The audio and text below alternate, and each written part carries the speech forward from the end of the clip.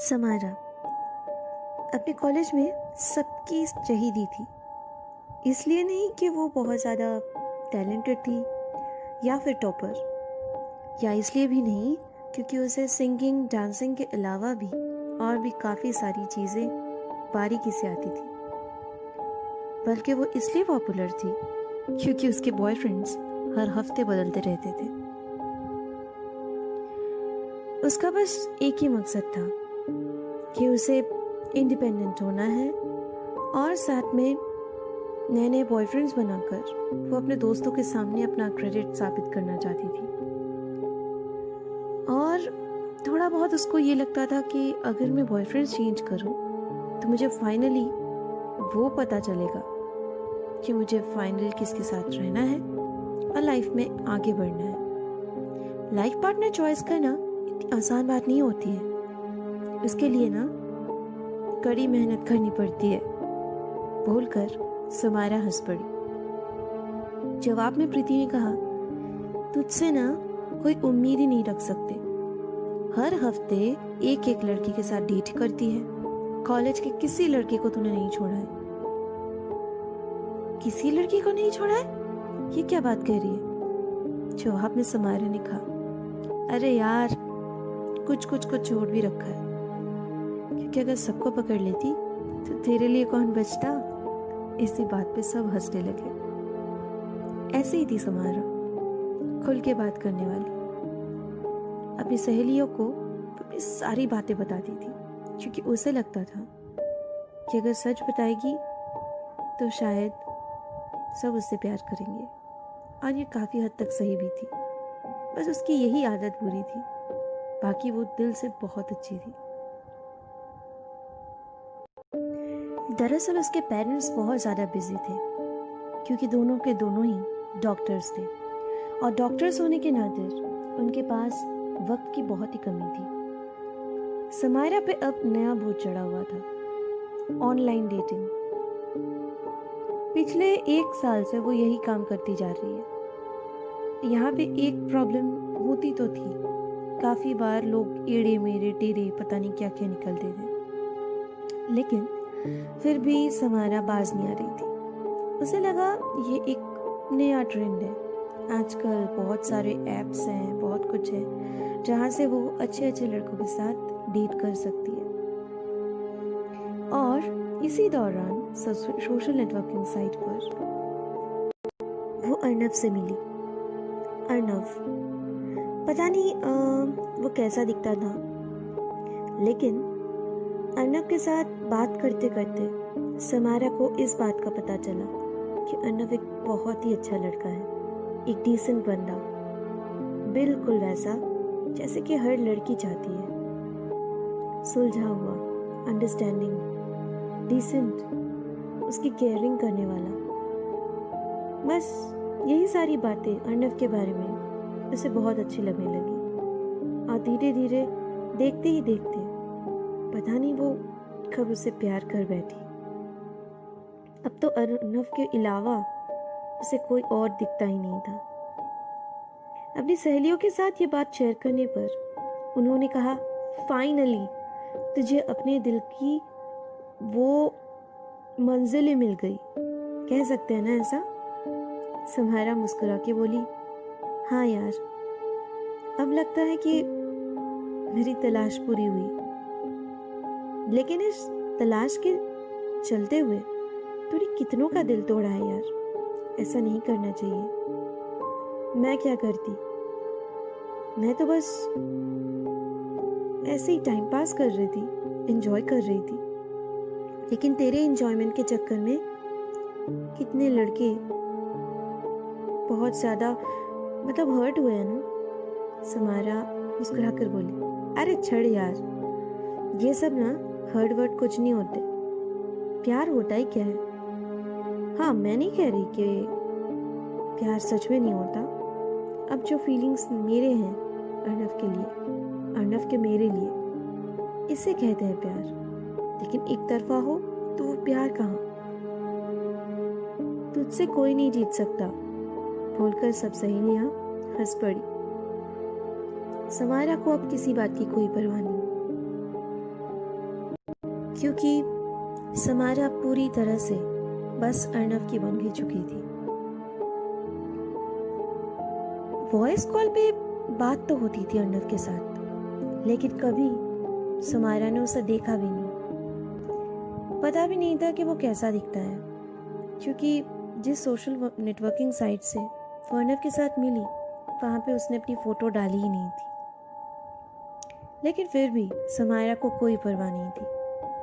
उसकी वॉइस और उसकी जो बात करने का स्टाइल है और जो हर पल समारा के बारे में जानता रहता है, पूछता रहता है, ये काफ़ी है।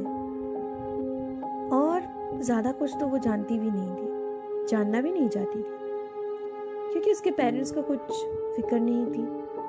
उसकी केयरिंग करने वाला सच में कोई नहीं था, और इससे ज़्यादा और क्या बात हो सकती थी। समारा ने बहुत जिद की एक दिन कि उसे अर्नव को बस देखना है, पर अर्नव हर बार मना करता था। और जब समारा फाइनली नहीं मानी तो अर्नव ने एक दिन सोचा कि ठीक है, मैं राजी हो ही जाता हूँ। बस अर्नव ने एक ही शर्त रखी समारा के सामने कि वो रोज बस रात के 12 बजे ही वीडियो कॉल करेगा। समारा ने कहा ठीक है। एक अजीब सी बात हुई। अर्नव एक हफ्ते से वीडियो कॉल पे समारा के साथ रात के 12 बजे बात तो करता है, लेकिन फिर भी उसके कमरे में लाइट्स ऑफ रहती है और शर्त के मुताबिक समारा को भी यही कहा गया था कि वो अपनी लाइट्स ऑफ रखे। तो किसी को किसी की शक्ल दिखी ही नहीं। समारा बहुत ज़्यादा परेशान थी। आखिर अर्नव चाहता क्या है? वीडियो कॉल पे कोई लाइट्स बंद करके क्यों रखेगा? उसे बहुत गुस्सा आया। एक दिन वो अर्नव के साथ बहुत झगड़ी और झगड़ा करके उसने कहा कि अगर तुमने आज मुझे अपनी शक्ल नहीं दिखाई ना, तो मैं कह देती हूँ आज के बाद हम दोनों में कोई बात नहीं होगी। पूरी बात जब उसने जाकर प्रीति को बताई तो प्रीति ने कहा तुझे शक्ल देखने की इतनी क्यों पड़ी है, और अगर पड़ी ही थी तो पहले देख लेती। 6 महीने से डेट कर रही उसको और तूने आज तक उसकी शक्ल तक नहीं देखी। तुझे नहीं पता वो क्या करता है, तुझे नहीं पता वो कैसा दिखता है। बस उसकी बातें, उसका स्टाइल, उसकी केयरिंग, यही काफी है। पागल हो गई है तू। समारा ने कहा पता नहीं, मैं पागल सी हो गई हूँ। उसके बिना मेरा मन ही नहीं लगता। पता नहीं क्या हुआ है मुझे, लेकिन मैंने कभी उसको देखने की कोशिश भी नहीं की, जानना भी नहीं चाहा कि वो क्या करता है। तो एक काम कर, तो उससे बात करना बंद कर दे। मेरी मान, अगर तू 4-5 दिनों से बात नहीं करेगी ना, तो वो जबरदस्ती राजी हो ही जाएगा अपनी शक्ल दिखाने के लिए। एक बार शक्ल देख ली, फिर ये भी पूछ लेना कि वो क्या करता है क्या नहीं। अगर तू उसको लेकर सीरियस है, लाइफ में आगे बढ़ना चाहती है, तो ये तो बनता है बॉस। ये सारी बातें प्रीति ने जब समारा को कही तो समारा को लगा कि प्रीति सही कह रही है, और उसने बिल्कुल वैसा किया जैसा कि प्रीति ने कहा। अगले 4-5 दिनों तक उसने अर्नव को ना कॉल किया ना मैसेज। अर्नव ने भी हर रोज रात के 12 बजे वीडियो कॉल की, लेकिन समारा ने वो पिकअप ही नहीं की। और आखिर में प्लान कामयाब रहा। अर्नव ने एक दिन मैसेज की रात के 11:45 बजे।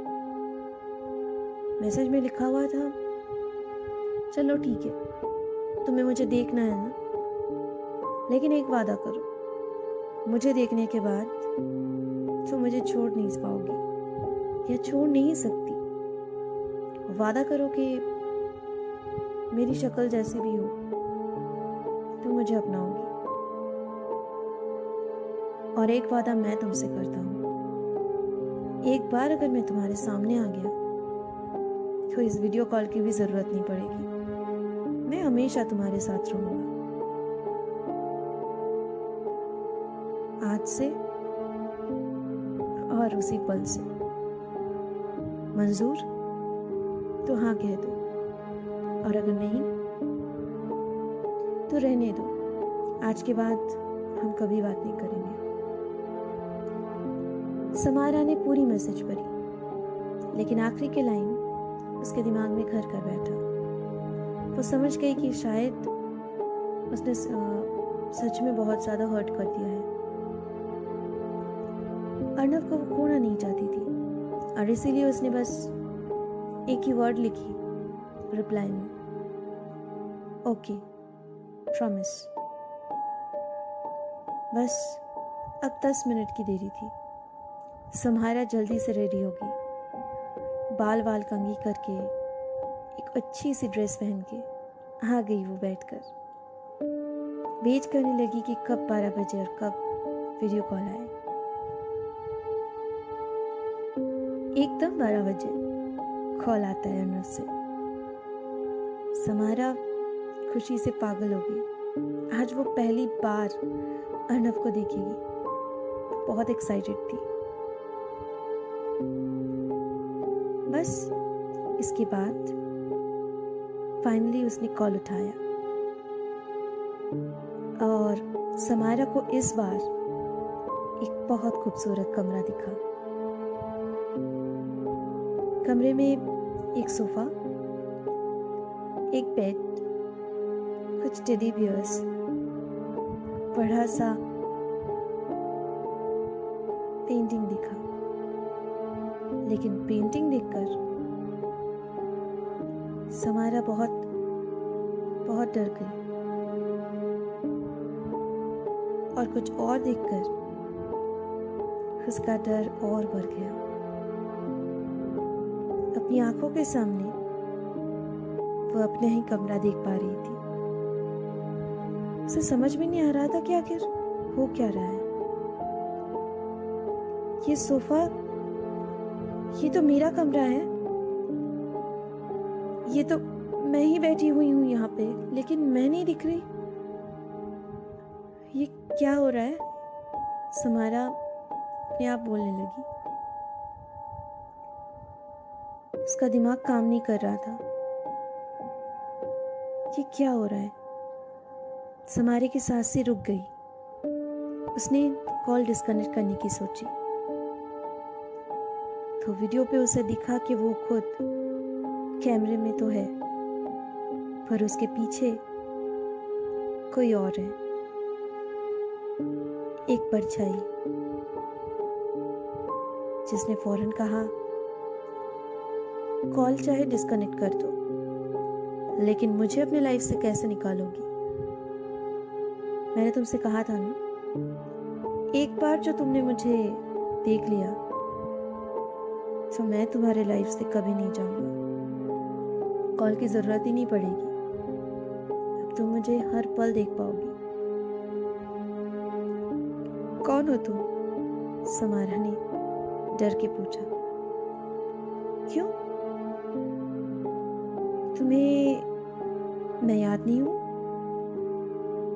मैं अर्नव। ओहो, तुम उस अर्नव को जानती हो जिससे तुम कॉल पे रोज बात करती हो। लेकिन उस अर्नव को कैसे भूल गई जिसे तुमने अपना नंबर दिया था? मैं तुम्हें अभी थोड़ी मदद कर सकता हूँ। कॉलेज के बाहर जो गेट कीपर थे, मैं उनका बेटा हूँ। कुछ याद आया? मैं अपने पापा के बीमार होने पर गेट के बाहर खड़ा रहता था। रोज जब तुम आती थी, आते जाते, तुम्हें मैं भी दिखता था। कुछ दिन जाते ही तुमने मुझसे बातचीत करना स्टार्ट किया, और फिर एक दिन ऐसा कहा कि तुम्हें मुझसे प्यार हो गया है। मैं बहुत खुश था, बहुत ज्यादा। तुम्हारे प्यार में मैंने क्या क्या नहीं किया। तुमने जैसा कहा, जब जो चाहा, मैंने वही किया। महंगे गिफ्ट्स, तुम्हारी पसंद की हर चीज मैं तुम्हारे सामने हाजिर कर रहा, लेकिन तुम्हें मेरी परवाह भी नहीं थी।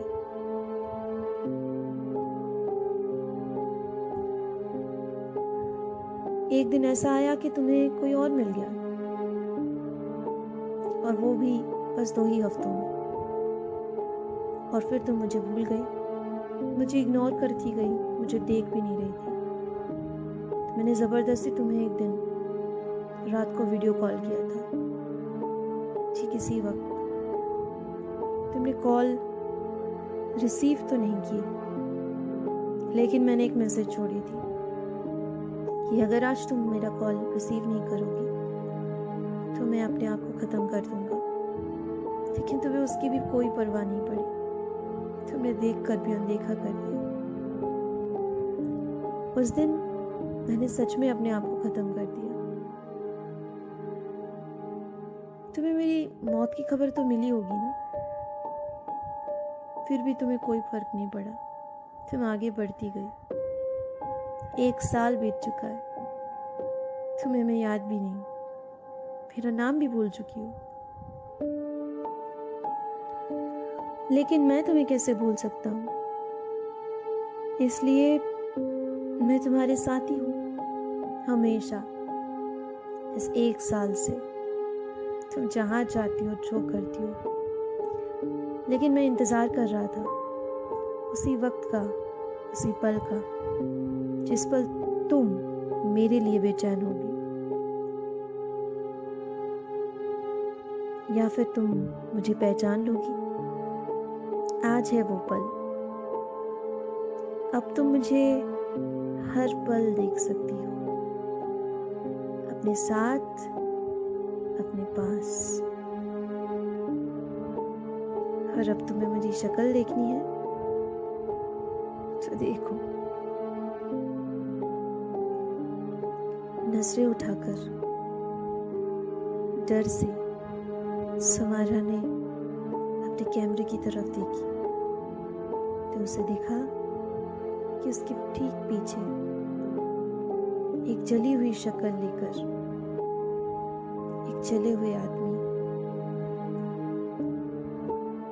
एक जला हुआ परछाई खड़ा है, जो उसे देखकर मुस्कुरा रहा है।